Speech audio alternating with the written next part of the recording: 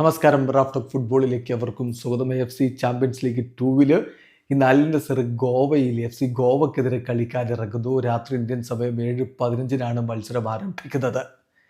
ഈ കളിയിൽ സൂപ്പർ താരം ക്രിസ്ത്യാനോ റൊണാൾഡോ ഇല്ലെങ്കിലും മറ്റെല്ലാ സൂപ്പർ താരങ്ങളെയും അണിനിരത്തും കോച്ച് ജോർഗെ ഹീസസ് എന്നാണ് സൗദി അറേബ്യൻ മാധ്യമങ്ങൾ നൽകുന്ന സൂചന.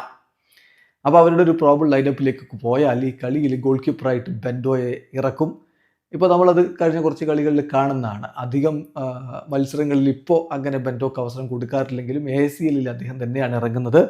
സോ ബെൻഡോ ഗോൾ കീപ്പറായിട്ട് ഇറങ്ങുമ്പോൾ ഡിഫൻസിൽ ഇനീഗോ മാർട്ടിനസും അൽ അംറിയും ഇറങ്ങുമെന്നാണ് പ്രതീക്ഷിക്കുന്നത് സെൻറ്റർ ബാക്കുമാരുടെ റോളിൽ. പിന്നെ ഇരു പാർശ്വങ്ങളിൽ ഐമനും സുൽത്താനും ഇറങ്ങുന്നു. മധ്യനിരയിൽ അൽ ഖൈബരി ഉണ്ടാകും, ഏഞ്ചലോയും ഒപ്പം ജാവോ ഫെലിക്സ് മുന്നേറ്റങ്ങളെ സഹായിക്കാൻ. മുന്നേറ്റത്തിൽ വെസ്ലി, കോമൻ, സാദിയോ മാനെ, ഇതാണിപ്പോൾ ലഭ്യമാവുന്ന വിവരം. അതായത് സൂപ്പർ താര നിബിഡം തന്നെ Sadio Mane, Joao Felix, Kingsley Coman, Inigo Martinez, ബെൻഡോ തുടങ്ങിയ ലോകോത്തര താരങ്ങളെ അണിനിരത്തിക്കൊണ്ട് അൽ നസർ കളിക്കാനിറങ്ങുമ്പോൾ FC ഗോവയ്ക്ക് എത്രത്തോളം അവരെ തടഞ്ഞു നിർത്താൻ പറ്റുമെന്നുള്ളതാണ് ഒരു ചോദ്യം.